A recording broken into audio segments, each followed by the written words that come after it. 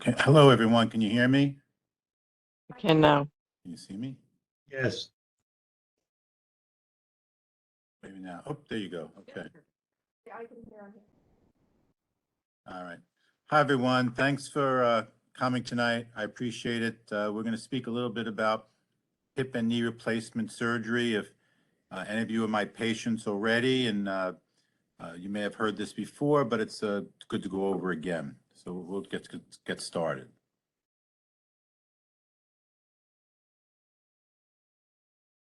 So, the simplest question is, what's arthritis? This is a damaged hip. I like to use the analogy of a tire that's worn out, where the rubber's wearing and you're starting to ride on your rims. And this is kind of what arthritis is. When you have arthritis, good old-fashioned osteoarthritis is sort of the wear and tear type of arthritis as we get older. The cartilage, which is this white material here, it should be nice and smooth. It becomes eroded and uneven. You start forming spurs along the joint that sort of squares the joint off and start losing some motion. And simple activities of daily living, like getting out of a car, a chair, climbing stairs, all become more difficult. It affects your sleep. We see it in people as they get older, 45 and older, although even people in their 20s can have arthritis. And it seems to be a little more prevalent in women than men. I think women are just a little smarter than men, and they actually go to the doctor and get checked out. But we see a little bit more in women. The main complaint in arthritis is pain. You feel pain at rest, pain when you're trying to sleep. Like I said, activity of daily living, walking, dressing become difficult, and the joint, particularly the knee joint in my case, becomes swollen. You can actually see it and feel it, stiff. You lose motion. Like the knee in particular, you can't straighten out your leg completely. The hips, you'll find difficulty doing things like putting on your shoes and socks. We just can't bring your leg high enough to do that, or wash or cut your nails. There's all different types of arthritis and causes of arthritis, but basically the joint wears out. There's, as I mentioned, osteoarthritis, but there are these inflammatory type arthritises such as rheumatoid arthritis or gouty arthritis. There's a process that's called avascular necrosis, which we call AVN for short, which is, we see a little more in hips than knees, where the blood supply to the bone gets disrupted, and due to various things, trauma, steroids, alcoholism, and it could cause the joint to wear out. You may have had an injury from sports or any type of high impact activity when you're younger. You see all these old football players, their knees break down, they end up needing joint replacements. Obesity certainly contributes. Deformities from prior fractures and work-related accidents or car accidents can all cause people or make people develop arthritis, result in people getting arthritis. There's all sorts of things we do from a non-surgical perspective to treat arthritis. We all think that you come to the surgeon, all you do is get an operation. That's not really the case. We try not to operate on you first, and after failing conservative treatment, which actually the insurance companies demand, but I demand it of myself, and that, I just don't want to rush into surgery. I want to give you a chance to do well without it. There's all different things that we try, which we'll talk about next. Good old-fashioned exercise helps decrease pain, improve your flexibility, maintain your weight, improve your strength. A healthy diet, laying off the good things, the ice cream, the pasta, the bread, eating more protein. But it's amazing when you're losing weight. They say when you go upstairs, it's almost your body weight times 7 going up the stairs. So if you lose 10 pounds, at 70 pounds every step you take going up and down the stairs. So everything contributes. Various medications, hot and cold, obviously is not a medication, but certainly it can help. People always ask me which one, and I tend to lean with the cold, maybe heat to loosen up before you exercise, cold afterwards, but ultimately it's whatever feels better. There's various medications. There's good old-fashioned acetaminophen, which is Tylenol. There's anti-inflammatories, the over-the-counter meds, Motrin, Advil, Aleve, and then there are various prescription medications that we take. There's topical creams now, like Voltaren cream and all these various sprays, icy hot. Narcotics, which we really try best to avoid. Narcotics are addictive, and there's studies have been shown that if you've been on pain meds for a month or two prior to joint replacement, that there's a good chance that a year out, you'll still be on the pain medication. So we do our best to avoid the narcotics. And then there's various types of injections. There's steroid injections. There's the various gel injections that you hear about. Sometimes they're advertised as being the latest and greatest things out there these days, but the truth is they've been around since I've been a resident in the mid-90s, and there's all sorts of options. There's single injections, 3 injections, 5 injections, and they all work to some extent. They all don't work to some extent. Everything I'm mentioning now doesn't cure arthritis. They're all just Band-Aids, but as long as the Band-Aids work, that's fine. There's other types of injections, such as the stem cell injections and platelet-rich plasma injections. They're a little expensive. The insurance companies don't pay for them, but they're also options. And then there's the surgical options. On the left is a knee replacement, which is sort of like a hinge-type prosthesis. And on the right is a total hip replacement, which is more of a ball and socket type of prosthesis. As far as the hip, this is the sort of an animation of a hip. You have the acetabulum. You see this nice smooth cartilage. This is where the pelvis is. You have the femur and the hip joint. Again, this is the femoral head, femoral neck, and down into the femoral shaft. And here it's a nice smooth joint. This is what it should look like. Unfortunately, as we get older and arthritis develops, again, it becomes very irregular. So when we do a hip replacement, we cut this area out right here where that neck was. This area here, we cut this neck and we take the ball out and we replace it with a prosthesis. This happens to be a prosthesis that I tend to use, but there's many different companies. They're all fairly similar. They can be ingrowth or cemented based on the patient's bone quality. And there's a cup that sits in the pelvis. I think I'll show you the next slide. This is a cup that sits in the pelvis. There's a plastic now, what's called a highly cross-linked polyethylene plastic, which is very wear-resistant plastic. There's a stem that goes down into the femur. There's a textured surface here that the bone will grow into. You see it here and on the cup, and a ball that sits on the stem, and then that ball sits in the plastic. I frequently use a product called Oxinium, which is what I use. There's other options, but essentially it's a ceramic type ball. And when you combine it with this highly crossing polyethylene, both are very wear resistant and hopefully gives you a very long lifespan. There's different options. There's ceramic on ceramic implants. There's metal on plastic implants. There's metal on metal, which has fallen out of favor a bit due to some problems, but it's still used on hip resurfacing, which I'm personally just not a big fan of, but is an option. This is a picture of the hip replacement. You can see the stem is going down into the femur. I made a cut in this area, removed the femoral head and portion of the neck. The cup sits in the pelvis and the ball sits in the cup. And these surgeries can be done in various minimally invasive ways, from the front, from the back. All typically give great results with quick recoveries and very low complication rates. This is a schematic of a knee replacement. You see this knee, the joints become very irregular. The joint isn't smooth anymore. When we do the knee replacement, we do very well-planned cuts to accept the prosthesis. It's more like a cap here that sits on the end of the femur, and it's sort of a flat platform with a stem that goes down to the bone. I tend to cement my knees and do ingrowth on the hip, but there are ingrowth type prostheses as well for the knee. And again, there's a portion goes in the femur, portion goes into the tibia, and then there is a plastic in the middle. And this is an example of a knee replacement, a knee before, on the front view, AP view, and a view from the side, a lateral view. You can see how it's basically a cap at the end of the femur. The This is cemented in place. You see this white material that's cement. It's sort of like a grout. See it down here as well. And again, it's more this platform with a stem that goes into the tibia. There's also partial joint replacements that could be done.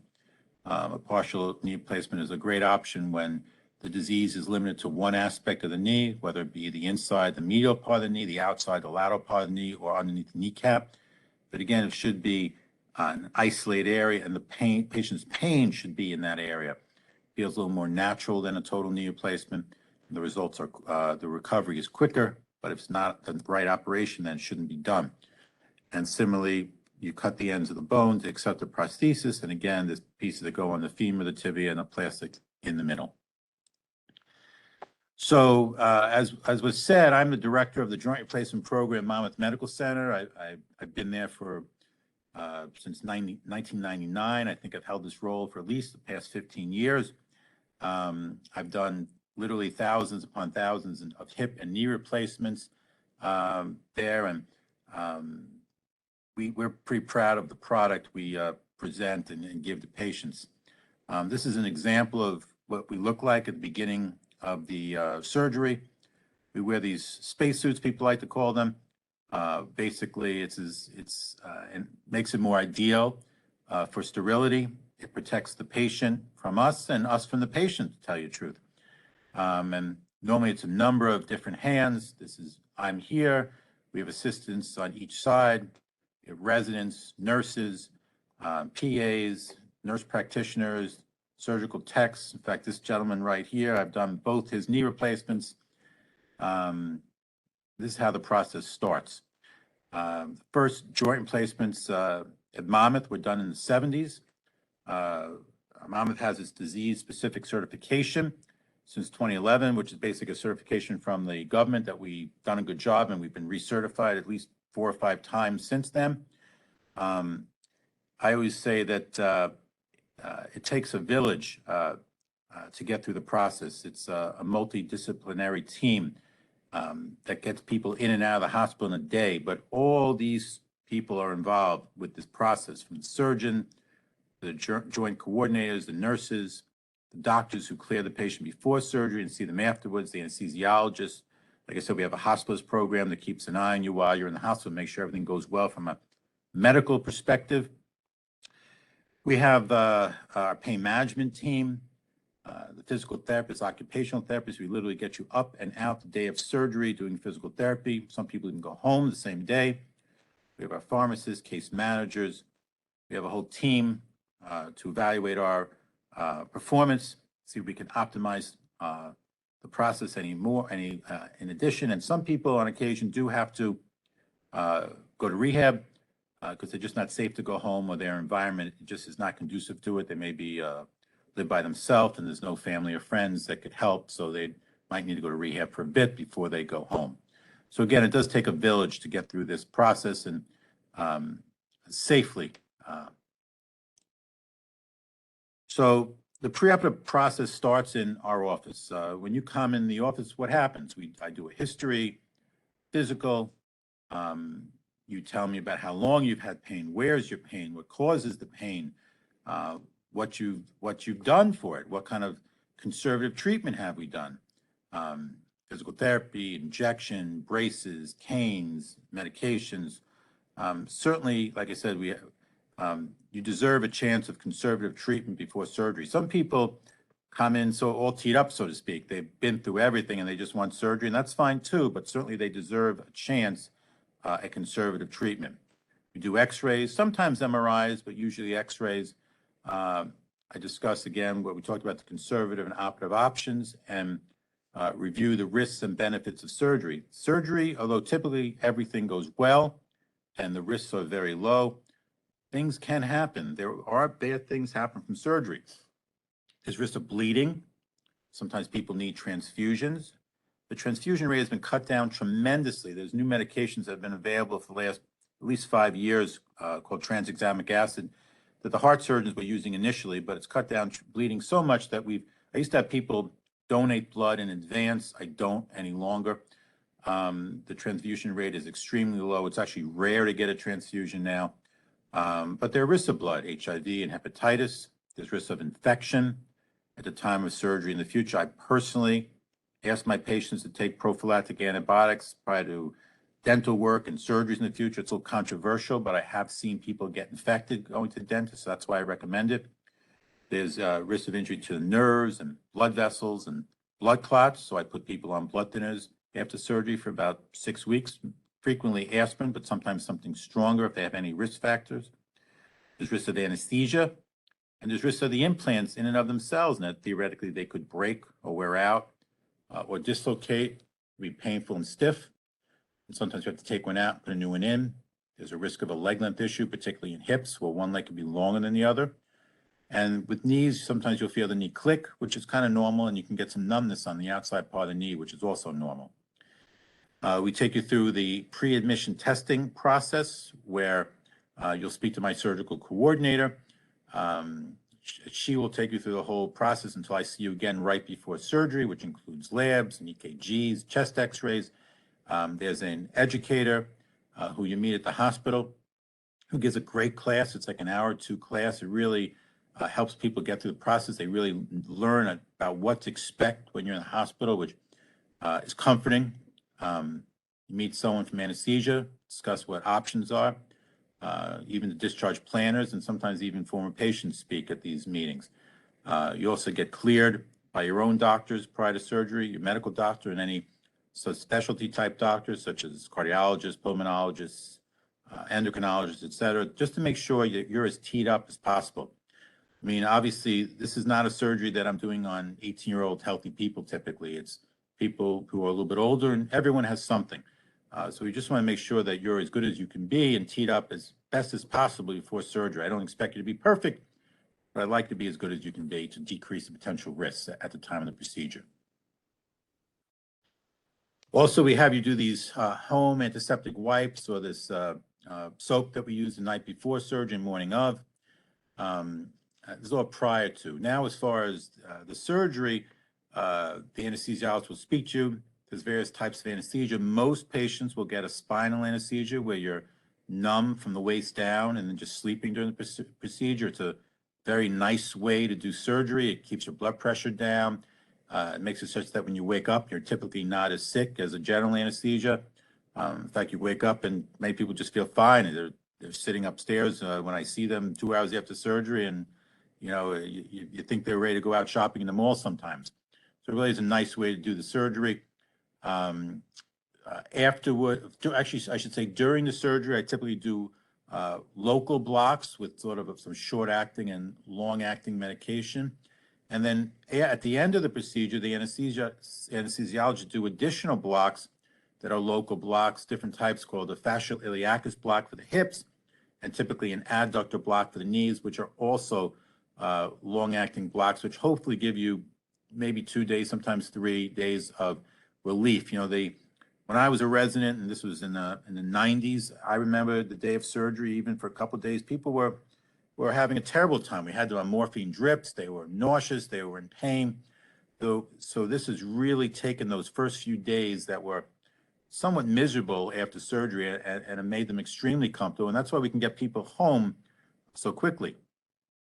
We use multiple different types of implant systems. Like the implants that I showed are just what I prefer, but there are other great implants. They're kind of like cars. There's different kind of car companies. There's Toyota and Ford and Chevy and all these things. And similarly for the hips and knees, there are some big name companies, and every surgeon has their favorite for whatever reason. But there's multiple good systems that are essentially all customized at the time of the procedure for that patient. They're all very wear resistant. We sometimes at Monmouth, it's like a little bit of like a mini orthopedic hospital. There's 10 operating rooms upstairs, and over half of them sometimes are doing orthopedics. But we have some rooms that are really dedicated just to orthopedics, and we have a bunch of orthopedic teams and nurses who truly specialize in it, and they're excellent at it.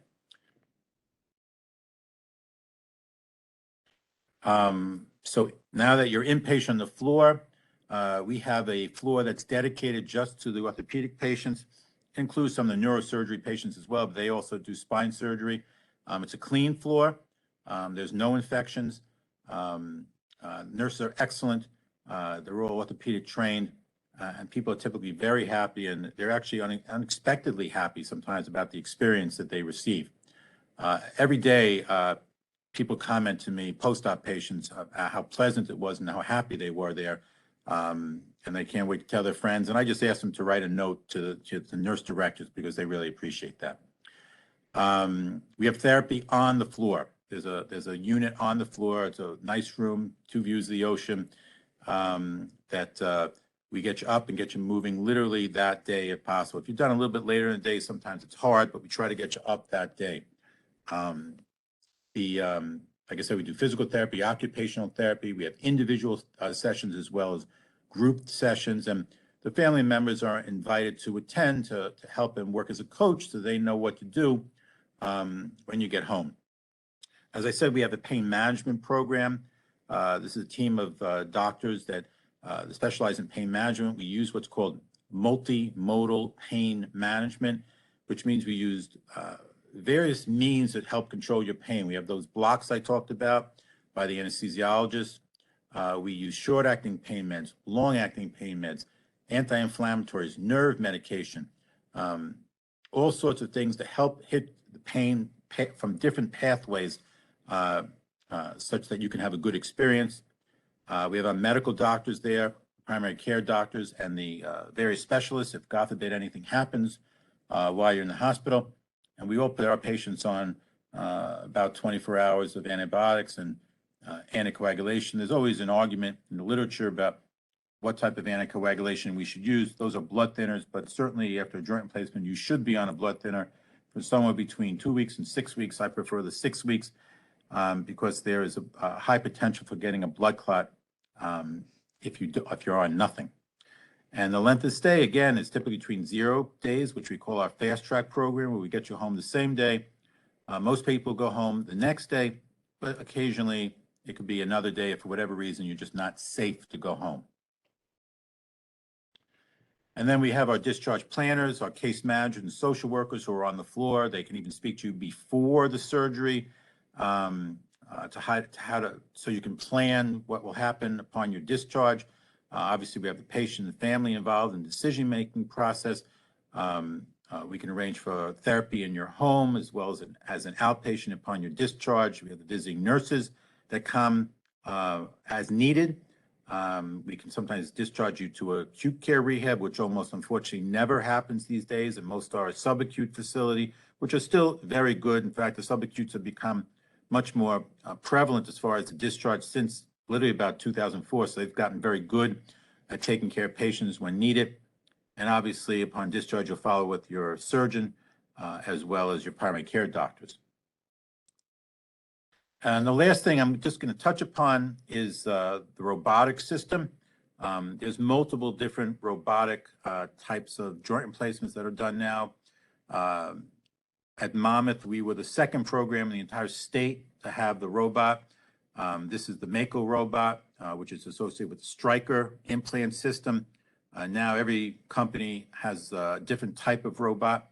This is basically the setup.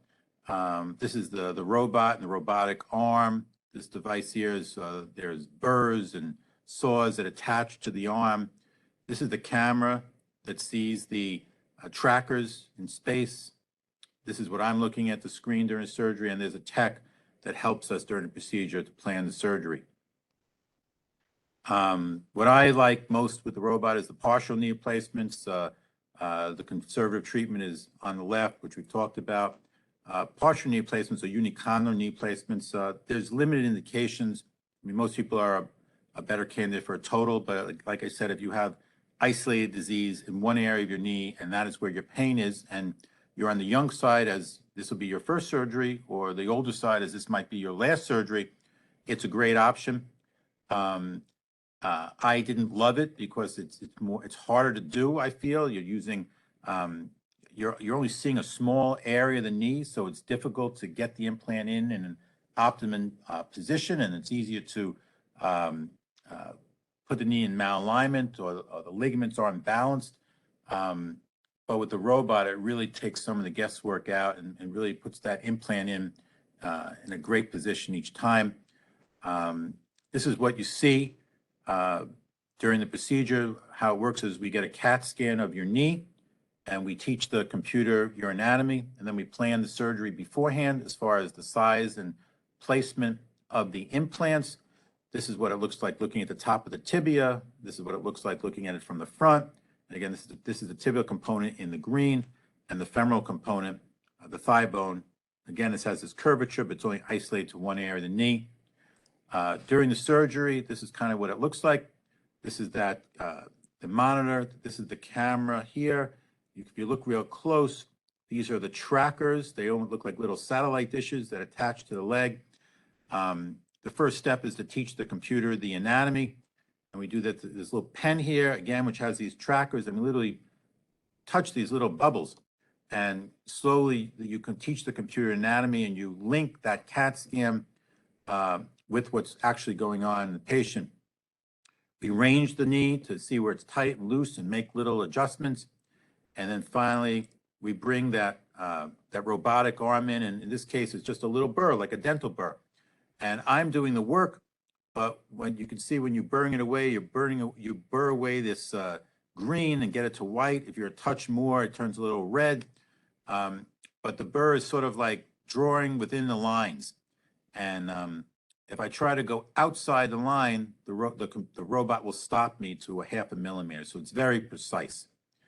And this is what various partial knee placements look like. This is a view from the front on the inside part of the knee, the medial aspect, outside part of the knee, the lateral aspect, the patellofemoral joint, which is just the front. And then sometimes we'll even do like 2 out of 3, although I typically would lean probably to just doing the knee replacement in total if I'm at this point already. There are similar options with the hip. Doing a hip replacement, again, this is what you see, the cup in the pelvis, the placement of the cup. And again, similar option. This is how the robotic arm attaches to the reamer to put that cup in. And here's where the implant's being put in. Again, I'm doing the work, but it's lining things up. And then similarly, there's options that are more recent, although now a few years, with the knee. The robot first came out, it was the particular Mako system. It was partial knee replacements first, followed by the hip replacements, and more recently, the knee replacements. Like I said, personally, I love the partial knee replacements in the robot. The others, I do when people really want me to do. It's not really a different skill set, but I personally prefer without using the robot. Other surgeons prefer with it. There's no right or wrong. So thank you for listening. That was sort of a brief introduction, and I'm open for any questions.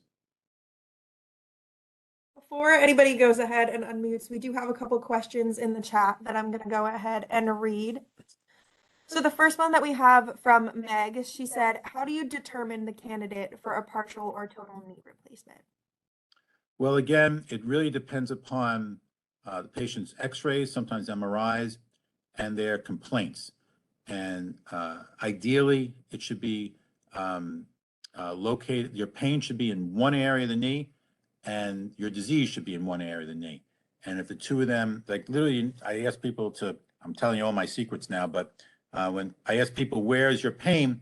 And if they put their whole hand on their knee, then they're not a good candidate. They need to be able to literally take their fingertip and point to the spot. So if you can do that, I like people to be about below 250 pounds. And sometimes the younger patients, like I said, are better options because it's their first surgery before a bigger operation. If you can get 10, 15, 20 years out of it before their total knee replacement, it's a great option. And for older patients, like people who are in their 80s, it's also a great option because hopefully they live forever, but hopefully that will be their last surgery and they won't need another one. So we had another question from Meg who said, do you do both at one time if warranted, or do you split it up and do right and then left? I prefer doing them staged if possible. You know, since COVID, I really haven't done bilateral procedures. The thing about the bilaterals, when you do both joints, whether it be hip and knee, is frequently patients will need to go to rehab. And I'm really doing my best to keep everyone out of rehab nowadays. I'd rather just go home to decrease the chance of COVID. Sometimes I'll just stage the procedure where I do one and 6 weeks later or 4 weeks later, we'll do the other one. And the truth is that time-wise, that may be just a week or two longer in recovery, but it's not much longer. It certainly cuts down some of the risks of bleeding and need transfusion, the potential for blood clots. So I tend to do them staged these days. All right, another question from the chat from John. He says, on average, how long is the recovery period? It's variable. The hip replacements are a little quicker than the knee replacements. I tell people that the recovery from a hip replacement is about 6 weeks, although frequently people come in 2 weeks out. They may not have a cane, a walk, or anything. They look great, but that's not everyone, obviously. But sometimes people recover quickly, literally within a few weeks. The hips about 6 weeks. The knees, I typically say 6 to 12 weeks, just because the rehab process is a little more difficult on the knee. You got to work harder to get your range of motion. And the partial joint replacements, the recovery is about a month. But you're certainly not, glued to your wheelchair during that time. You're up and around, but your job is your knee, and that's your knee or your hip, and that should be the focus during that time period. We have one more question from John. Is there any special consideration for a patient with a solitary kidney? I've done many patients with single kidneys or even kidney transplants, and we just keep an eye on like the anticoagulation. Like I probably wouldn't do aspirin because that could, the anti-inflammatories might do some damage to the kidney. So we'll do other drugs like Eliquis, which is a little bit safer as a blood thinner. And we'll keep an eye on your labs, but usually there isn't any problems. We have another question from Samuel. He says, I had my right knee replaced over 15 years ago. Can I expect the same longevity from a partial? Well, maybe yes, maybe no. It depends upon your deformity, if you're a candidate for a partial. And like I said, that's why personally I like doing the partial with the robot, because I know there's a much better chance of it being put in well. Usually about 10 years, 15 years is what we sort of give you for the partials as far as the lifespan. All right, we're getting a lot of questions. So the next one that we have in the chat is, after recovery, what activities can you not do? Well, I assume you mean after the full recovery. I always joke that I don't want you jumping out of planes after a joint replacement. The truth is, I really let you do many things, but it's not the time to do something like, if you've never been a skier, maybe you shouldn't be skiing if you're 70 years old. But if you're an excellent skier, I love you to go back. I just tell you to take it down a notch. If you ski blacks, maybe go down to the blues. I want you to be active. I want you to play golf. I want you to play tennis. I want you to bowl. I want you to do whatever you'd like to do. You just have to be smart. And what I always say, the better you are to your joint replacement, the better it will be to you. All right, next question we have in the chat. Suzanne says, how long for VNA PT? I assume you mean how long for home PT with that. And the most that is about 1 to 2 weeks. Some people don't even do any, and they just start outpatient therapy right away. Some people just a few sessions. It really depends upon what your situation is and who can help you. But overall, as soon as you can get to an outpatient PT facility, I prefer that. I just think you can do a little more, but it really depends upon the patient. All right, lots of questions tonight. Next up from Katerina. She said, when can you use a vibration plate to reduce lymphatic swelling after surgery? Well, I don't know if you want to use a vibration plate too soon after a joint replacement. That's not my first line of defense. I kind of go more with the elevation. I always say, I always use the analogy of Statue of Liberty, but with your leg, where your foot above knee, knee above hip. I have people wear these TED stockings, which everyone hates, these heavy-duty pantyhose type stockings that help with the swelling, pump your calves up and down. But I don't think heavy-duty vibration is ideal after a joint replacement, particularly after an ingrowth type prosthesis where I want the bone to grow into the implant. All right, and Russ says, how soon can the hip be done after the knee on the same side? Well, as far as that's a question of what do you do first. If the hip and knee are equally bad, we tend to do the hip first because it's easier to recover on your knee where you have to bend your knee if you can bend your hip. If the knee is much worse than the hip, then I'll do the knee first and down the road do the hip. But like I said, if they're relatively equal, it's hip then knee. You'd probably want to wait at least, 6 to 8 weeks at a minimum. That would be a minimum. Really depends upon the patient, their health, their activity level. But that's something really to be discussed more in the office when you look at someone's x-rays and the patient themselves and their expectations. All right, so I believe that was all the questions that we had in the chat. We just got one more. When can you begin to use a vibration plate if on a low level after surgery? For example, is after 1 year, okay? Yeah, after 1 year is okay. All right, so if there are any other questions, feel free to go ahead and unmute yourself and ask. If not, go throw it in the chat and I will read it for you.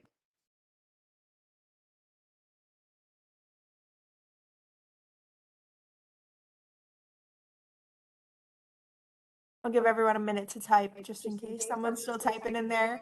But again, you can unmute yourself if you feel comfortable.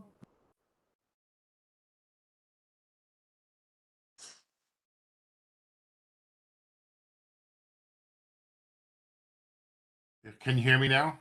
All right, so I got one, thank you. So I'm just going to go ahead and read some closing remarks. If you have any questions, feel free to keep typing in the chat. I just want to thank you all again for joining us tonight.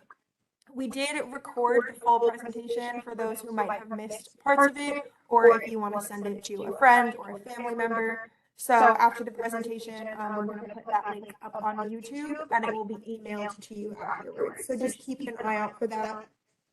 Again, we do host these educational webinars every other month, so you can be on the lookout for our next announcement. And if you want to book an appointment with Dr. Chalnick, you can visit us online at www.seaviewortho.com, or you can call us at 732-660-6200. All right. Thank you guys again so much for joining us this evening. Thank you, Dr. Chalnick, for that informative presentation. We really appreciate everybody jumping on, and we hope to see you at our next online event. Thank you. Thanks, everyone.